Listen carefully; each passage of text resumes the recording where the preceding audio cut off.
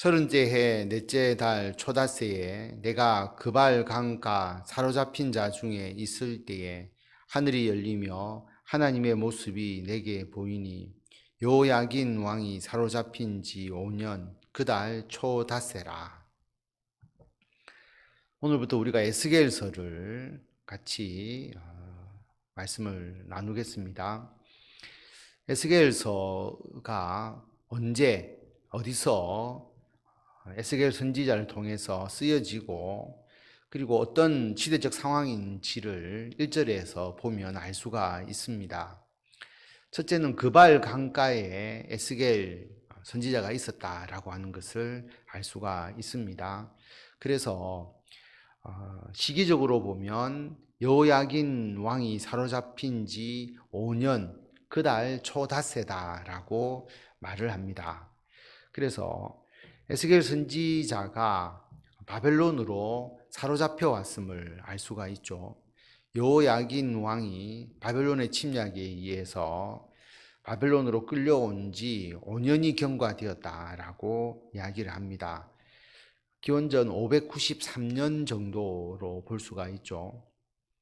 그리고 1절에 보면 서른째 해 넷째 달 초닷새다라고 말합니다. 여기서 서른째 해가 무엇을 의미하는지는 사실 명확하지 않고 다양한 의견이 나올 수가 있는데 서른째 해라고 표현한 것으로 봐서 에스겔 선지자가 나중에 보면 제사장이거든요. 제사장이 30살부터 자기의 직무를 수행할 수 있다고 보면 그 서른째 해를 자기의 나이로 볼 수가 있습니다. 물론 제사장의 직분을 행할 수가 없잖아요. 성전이 바벨론에 없으니까. 그렇지만 자기의 나이와 그리고 제사장으로서의 직분을 행하는 30살, 이것이 일치되는 시점이었기 때문에 서른째 해 넷째 달 초닷새라고 기록하지 않았을까, 그렇게 볼 수가 있습니다. 그래서 제사장 에스겔이 소명받은 나이를 언급한 것이다 라고 볼 수가 있고요. 여호야긴 왕이 바벨론으로 끌려왔을 때 본인도 끌려와서 거기에 5년이 지난 즈음에 그발 강가 바벨론의 영토에서 하나님께서 자신에게 환상을 보여주시는 것이죠.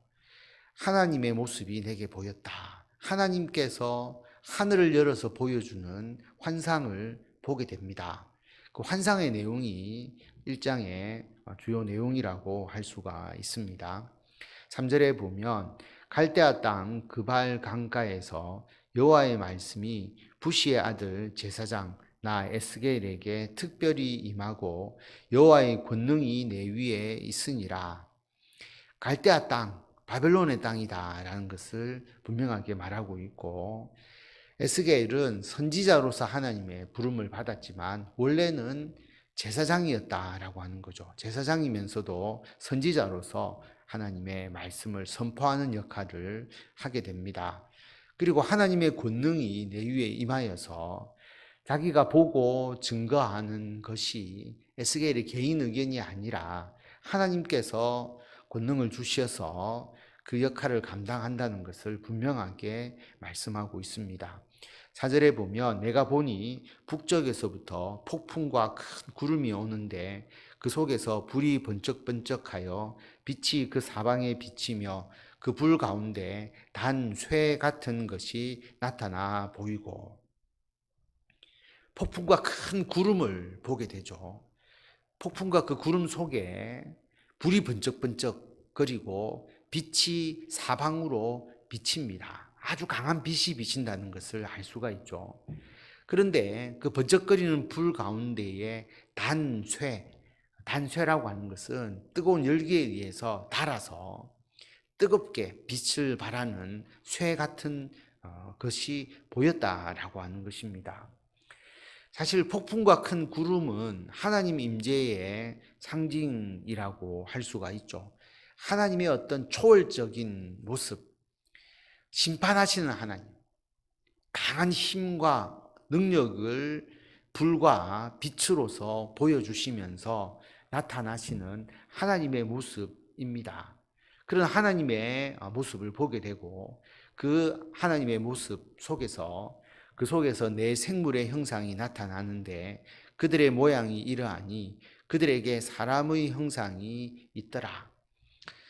하나님의 어떤 우리 눈으로 볼 수가 없기 때문에 어떤 명확한 실체라고 보는 게 아니라 항상 하나님 임재의 상징으로 등장하는 것이 폭풍과 구름과 불과 그리고 빛이고 이것이죠. 그런데 그 속에서 내 생물의 형상이 나타납니다. 이 내 생물은 하나님을 호위하고 하나님의 명령을 수행하는 일종의 영적 존재이죠. 그 내 생물의 형상이 나타나는데 그들의 모양이 사람의 형상이 있었다라고 그렇게 말합니다. 왜 내 생물일까라고 생각해 볼 수 있죠. 이 넷이라고 하는 이것은 어떻게 보면 동서남북을 우리가 딱 이야기하는 거잖아요. 그러니까 하나님의 무소부재하심, 안 계신 곳이 없이 계신 하나님, 그리고 영적 존재, 피조물들이 동서남북에 편재되어 있다라고 하는 그런 의미. 그런데 이 영적 존재인 내 생물에 사람의 형상이 있게 됩니다. 그 형상의 모습을 조금 더 구체적으로 언급하고 있는데 6절에 보면 그들에게 각각 네 얼굴과 네 날개가 있고 그들의 다리는 곧은 다리요 그들의 발바닥은 송아지 발바닥 같고 광낸 구리 같이 빛나며 그 사방 날개 밑에는 각각 사람의 손이 있더라.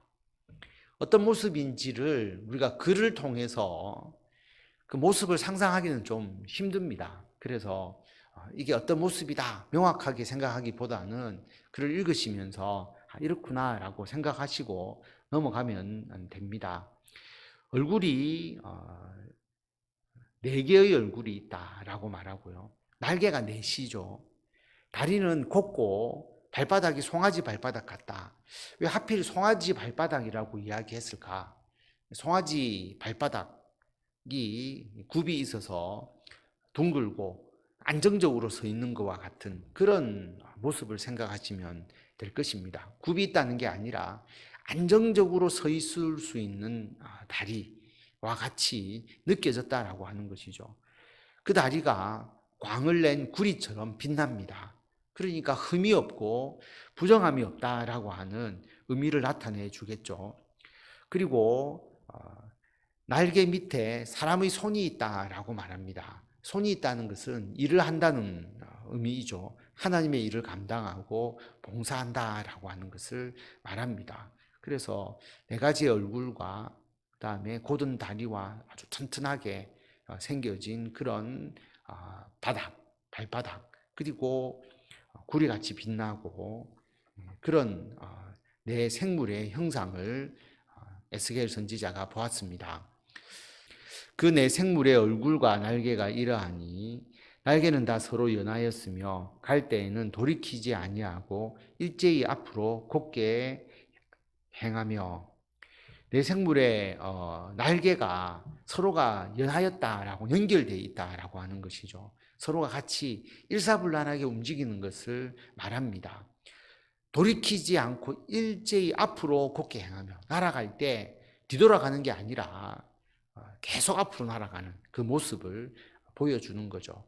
내 생물이지만 각기 따로따로 행동하는 것이 아니라 일치된 마음으로 일사불란하게 행동하는 그 모습을 보여줍니다. 피조 세계가 그렇죠. 질서 있게 하나님의 뜻에 따라서 움직인다라고 하는 것을 상징적으로 보여주는 것이죠. 10절에 보면 그 얼굴들의 모양은 넷의 앞은 사람의 얼굴이요 넷의 오른쪽은 사자의 얼굴이요 넷의 왼쪽은 소의 얼굴이요 넷의 뒤는 독수리의 얼굴이니 얼굴에 네 가지의 얼굴을 가지고 있습니다. 사람과 사자와 그리고 소와 독수리이죠. 이 네 형상은 사실 성경에 여러 번 나오는데요.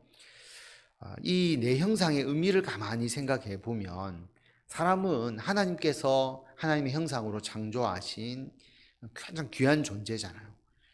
사자의 얼굴이 있다는 것은 사자는 짐승들, 맹수들 중에서는 가장 힘이 강한 자고, 소는 가축 중에서 대표적인 동물이고, 독수리는 새 중에서 대표적이지 않습니까? 그래서 이러한 피조물 세계에서 가장 뛰어나고 강한 그 모습을 함께 가지고 있는 얼굴의 모양이다. 이렇게 생각하시면 될 것입니다. 딱 이 얼굴이 있다라고 하는 게 아니고 그 모양이 그렇다라고 이야기를 하니까 우리가 상상하면 되겠죠. 11절에 보면 그 얼굴은 그러하며 그 날개는 드러펴서 각기 둘씩 서로 연하였고 또 둘은 몸을 가렸으며 영이 어떤 쪽으로 가면 그 생물들도 그대로 가되 돌이키지 아니하고 일제히 앞으로 곧게 행하며. 날개가 넷이라고 앞에서 이야기를 했잖아요. 둘은 서로가 연결되어서 딱 붙어 있어서 연결되었다는 게 아니라 같이 딱 인접하여서 함께 날아가는 것이고요. 둘은 두 날개로는 자기의 몸을 가립니다. 왜 가리겠습니까? 하나님 앞에 자신의 연약함을 가린다라고 하는 의미를 나타내는 것이죠. 그런데 이 생물들이 그냥 움직이는 것이 아니라 영을 따라 움직입니다. 영은 하나님의 영, 성령을 의미하는 것이죠.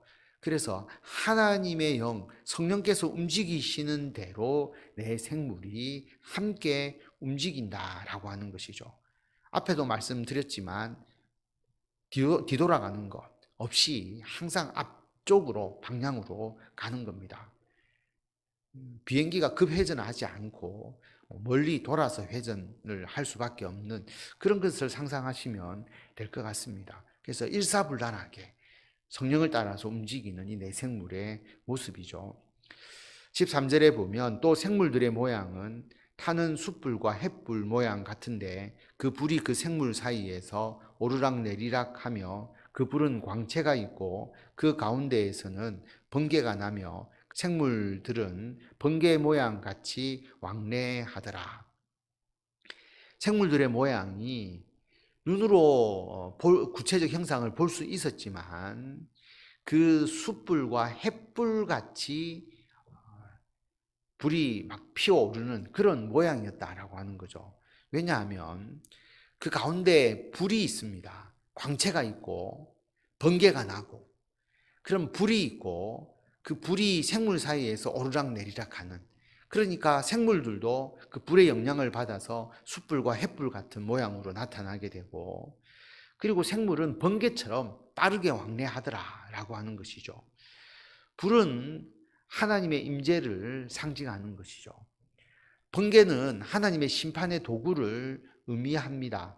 그래서 광채가 있는 불, 하나님의 심판의 도구, 번개가 치고, 그리고 생물들은 빨리 그 불을 주변을 이렇게 왕래하는 모습을 보여주는 것이죠. 그래서 이러한 내용. 근데 왜 앞에 에스겔 선지자에게 하나님께서 하나님의 말씀을 선포하라고 하면서 이런 모습을 보여주셨을까? 계속 나중에 내일도 이어지겠지만 그것을 우리가 생각하는 것이죠. 이 어떤 구체적 내용이 중요한 것이 아니라 이 환상을 하나님께서 하늘을 열어서 보여주셨다라고 하는 그 의미를 우리가 생각하는 것이 중요합니다. 무엇을 보여주셨느냐 하면 하나님의 위엄을 보여주신 것이죠. 하나님께서 임재하시고 하나님께서 활동하시고 그리고 하나님이 심판하시는 그 위엄을 보여주는 겁니다. 이것을 우리가 한번 보았다라고 생각하면 신비롭고 두렵고 그렇지 않았겠습니까? 하나님을 호위하는 영적 존재, 하나님이 이를 수행하는 그 영적 존재의 신비로움을 볼 수 있었던 것이죠. 그래서 에스겔에게 먼저 이것을 보여주시는 것은 에스겔과 이스라엘 백성들이 바벨론으로 끌려왔지 않습니까? 낙담하고 절망하는 상황이죠. 그런데 이 바벨론의 땅의 문제에 집착하지 말고 하나님께서 일하시고 하나님께서 임재하시고 그러므로 하나님 나라에 대한 비전과 소망을 가지라라고 이 환상을 보여주신 것입니다. 우리들도 마찬가지입니다. 이 땅에서의 일에 우리들이 마음을 몰입하고 거기서 실망하거나 낙담하거나 또 우리가 자랑하거나 그렇게 할 필요 없이 우리는 하나님의 나라에 대한 소망을 가지고 살아가는 것이고 그것을 위해서 우리들에게 맡겨진 이 땅의 사명을 우리가 기쁨으로 감당해 나가는 것이다 라고 하는 것을 기억하시고 우리에게 오늘 이 놀라운 환상을 보여주셨다라고 생각하시고 하나님께서 보여주신 이 뜻에 따라서 이 땅에서 주의 영광을 위하여 귀하게 쓰임받고 그 사명 잘 감당하시는 성도 여러분들이 다 되시기를 바랍니다.